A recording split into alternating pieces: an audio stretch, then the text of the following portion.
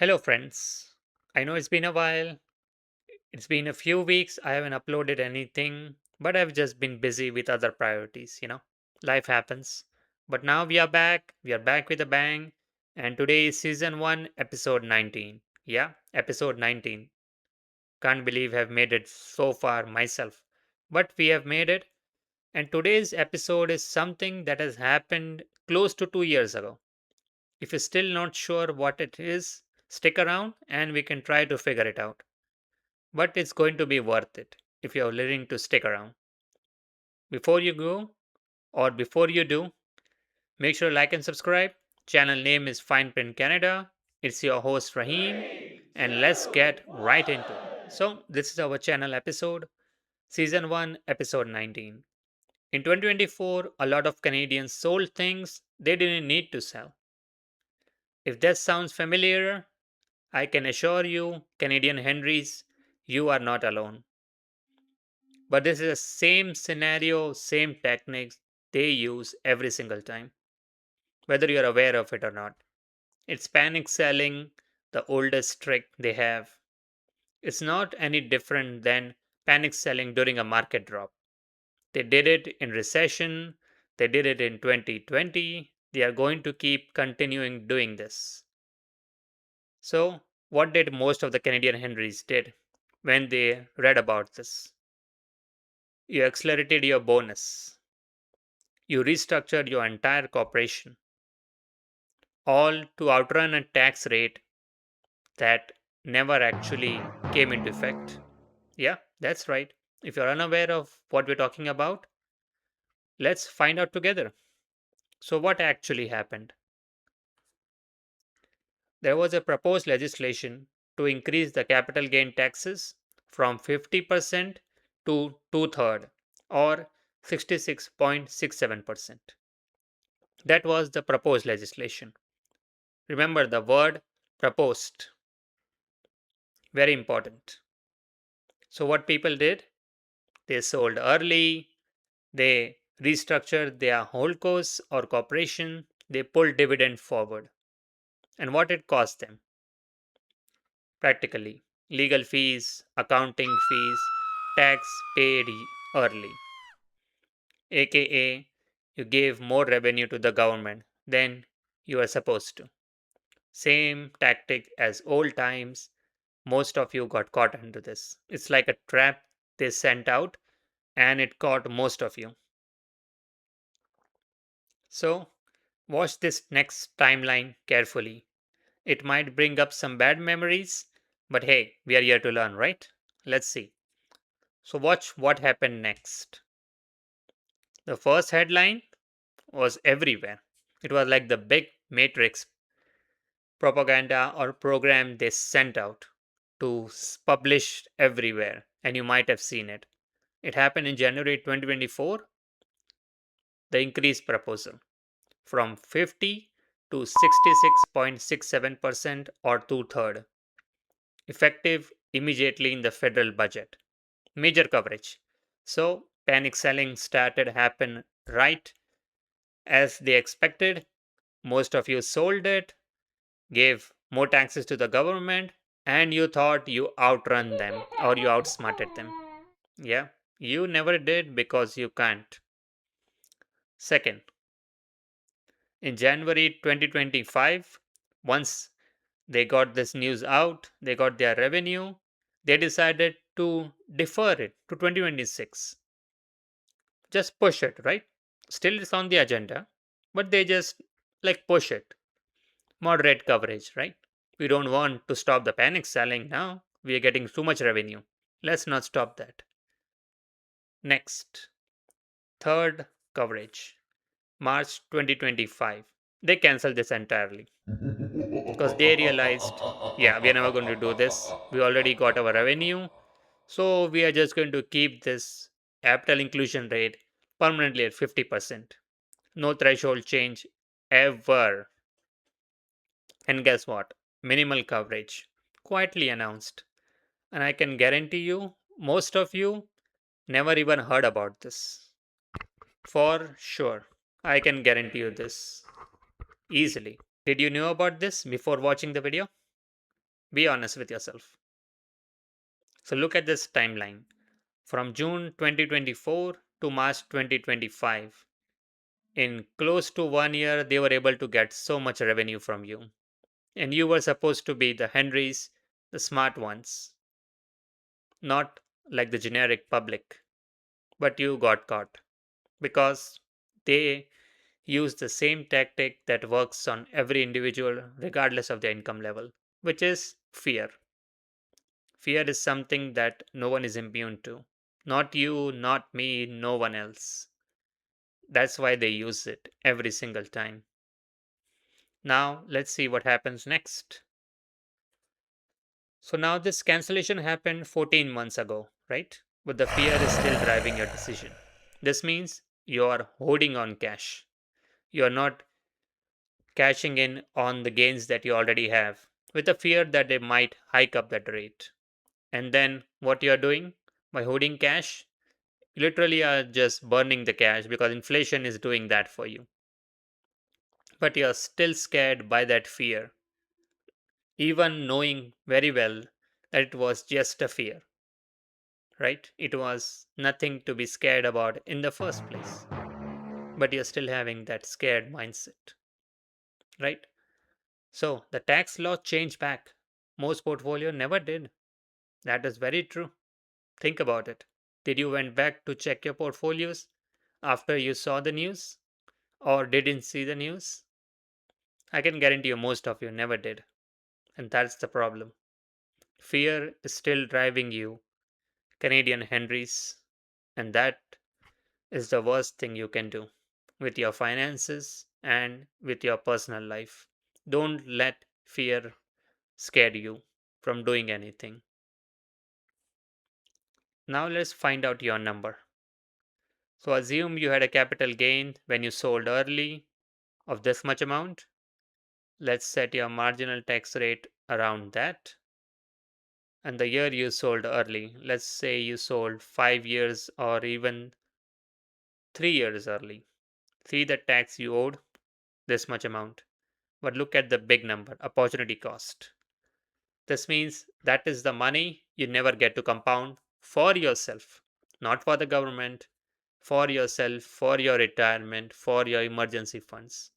That's the money you will never see because it never shows up in any statement and you don't even realize you have lost that because it was never there. But you lost that money. Imagine if you had this much money to yourself, how much financially free you will be in your mindset, in your ways to get things done. Just having this money, most of them, for most of the people, will change their life. Not long term, obviously, we know that, but for a short term, even if it is a few months, imagine having that money lost. So look at this again. This is what selling early cost you. Now, what do you do now? So these are three moves specifically designed. So when they pull this tactic again, and mark my word, they are going to pull this every single time because they know it works. Do these three moves. But before I show you these three moves, I want you to have this one thing when you decide to implement these moves. It doesn't require you to have a lot of money. It doesn't require you to have complicated tax structure. Doesn't require you to have a well educated financial planner, tax lawyer, estate. None of that. All you need is a cool and calm mindset. Now I know it is more easier said than done, obviously. But if you have that ability to be cool and calm during all the rush, during all the fear, you probably are going to end up making much better decision than the rest of the Henrys that you know. So now let's see what the three moves are. First one, pull your 2024-2025 transaction history. Why is that? Because I want you to go back and look at how much you have sold and why did you sold that? Was it because of a proposed legislation that you're worried about? And now look back at the current time since you now have hindsight. Was it worth it? Did the legislation actually came into effect? And I can guarantee you, for most of you, it never did. That's why I want you to do that. Pull that transaction history. Second, review your panic era restructuring. This relates to cooperation. So, as we discussed, because of the proposed legislation, you end up restructuring your corporation, doing all the complicated tax thing, recurring fees, paying legal fees, accounting fees, taxes that you didn't have to. I want you to look back to that same way like you look at the transaction history to see why you did it. And now look at it from the hindsight, was it worth it? Again, for most of you, it will never be. Third and final, plan against the real number, 50% permanently. This means you keep that number in your mindset, 50%, regardless of they are going to make it tomorrow, two third, two fifth, three fifth, regardless. Just think of that number, 50%, and plan it accordingly. Now look at all these three moves. I'm not presenting you to shame you or to tell you I'm smarter or to tell you this is never going to happen to anybody. These is just the moves that we can think about, look back, and when this happens again and again, this is going to happen again. You look back at the three moves or the specific video, and then you realize, okay, they tried to pull this back in 2024. I got into it, I sold everything, and now look at the scenario. It was a complete waste, and they took all the revenue that I could have used myself to build my own wealth. And when this happens, have a calm mindset, look back, don't get influenced by me, by the news, by your fellow Henrys, by your family members. Have a calm mindset, not even by AI. Have a calm mindset and see, okay, what have I done in the past? Did it work? Probably not. So let me not do that, at least. Let me do something different. And sometimes that different means doing nothing.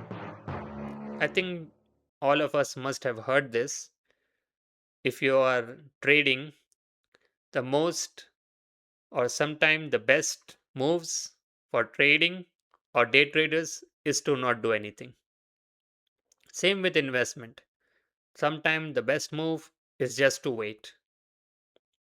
The most common and I think the world wide example you must have heard is Mr. Warren Buffett. He openly said, right, when he was still the CEO of the company, I am holding on to $100 billion because I don't know where to invest. So he's not panicking, he's not just pushing or putting money into the latest AI boom, right? He's just waiting, and he waited before he left the company, right? Now imagine if that investor who has been investing for decades now has more knowledge or experience than most of us could ever have in our lifetime. And if he's not panicking and he's waiting on your money or his own money, so he does not do any rash decisions, if at that level even he has this calm mindset, why can't we adopt that mindset on a lower level or in our level that we are, right? So I want you to look at these steps and look at it properly and to make sure you follow these steps every single time. Not just finances, but your personal life as well. Anytime you feel the rush of just executing it or having a harsh decision just to make sure you jump on the opportunity so it doesn't run away, think about it just for a few moments. Take a deep breath, think about it, think the experience you had previous years by doing this, and now think in hindsight what it cost.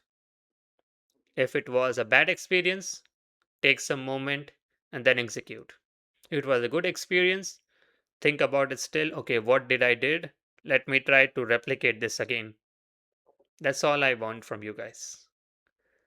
That's why these moves are there, not to shame you, but so we can all learn from hindsight, from history, so we can avoid these mistakes in the future.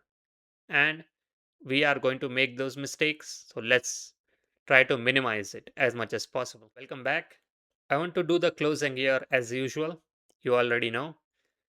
So, as we see in today's episode, the important brief topic, if you didn't hear anything or just fast forwarded it, is not to panic sell.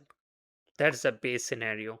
If you could learn one thing from this video, not to panic sell based on proposed legislation. Legislation are going to keep changing. You can't do anything about it. You don't have any power over it. So let's not get panicked. Let's not get scared and give more money to the government that they are probably going to misuse, right? Let's be honest. It's much better you having the money and trying to use it at your own discretion that you want rather than giving it to government and then they just misusing it. Again, I hope you like the channel. Channel name is Fine Print Canada. It's your host Rahim, Calm Finance, no hype. We're trying to grow the channel. We only have 7 subscribers, unfortunately. So I'm trying to grow it and trying to build content around Canadian Henrys because we have a lot of channel covering US, but not any channel or very small amount of channel covering the Canada economy. So I'm trying to do that, and I'm trying to do that for Henrys, right? Because I think there's a very small portion of that that covers it. So, if you like the channel, if you like the way we presented it, if you have any comments, any constructive criticism, please let us know on the comments. Make sure to like and subscribe before you leave. Once again, have a nice day. I hope to see all of you next week. It's Rahim signing out. Take care.